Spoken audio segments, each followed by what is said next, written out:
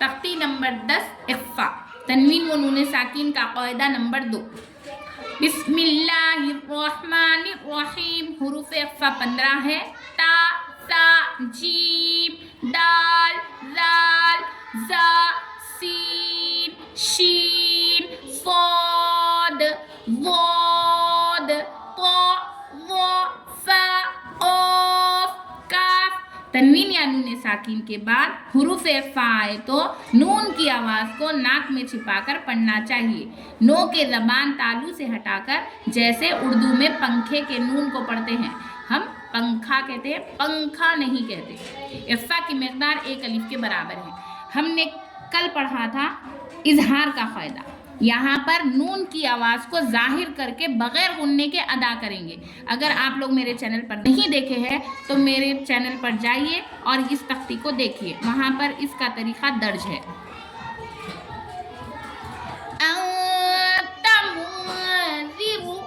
हमने पीछे पढ़ा था तय्यरन अबाबीला, यहाँ पर पढ़ेंगे इख्फा की मकदार याद रखिए 1 अलिफ के बराबर है, तो यहाँ पर 1 अलिफ के बराबर ही इख्फा होगा। किरामन कातिबीना कुन्तु तुराबन यतीमन फआवा मन दखलहु रसूलिन करीमिन नारन ज़ाता किताबुन फीही यौमन युनफ़ख़ु मन तग़ा फ़त्हुन क़रीबुन मन ثक़लत अंज़लना शैअन क़दीरन।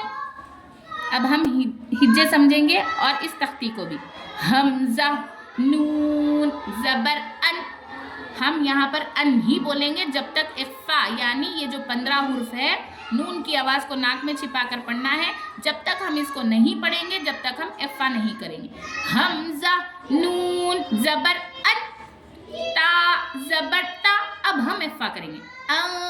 ता, मीम, नून, पेश, मुन, तमुन, लाल, ज़ेर, ज़ी। अब इख्फा के 15 हुर्फों में से यानी नून की आवाज़ को छिपाकर पढ़ने के हुर्फों में से ज़ाल आया है, उसको पढ़कर हम इख्फा करेंगे।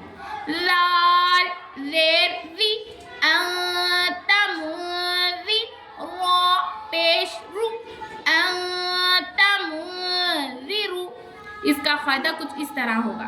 तनवीन के बाद हुरूफ इख्फा यानी नून की आवाज़ को नाक में छिपाकर पढ़े जाने वाले हर्फ को इख्फा कहेंगे, और वो हर्फ यहाँ पर आया है काफ।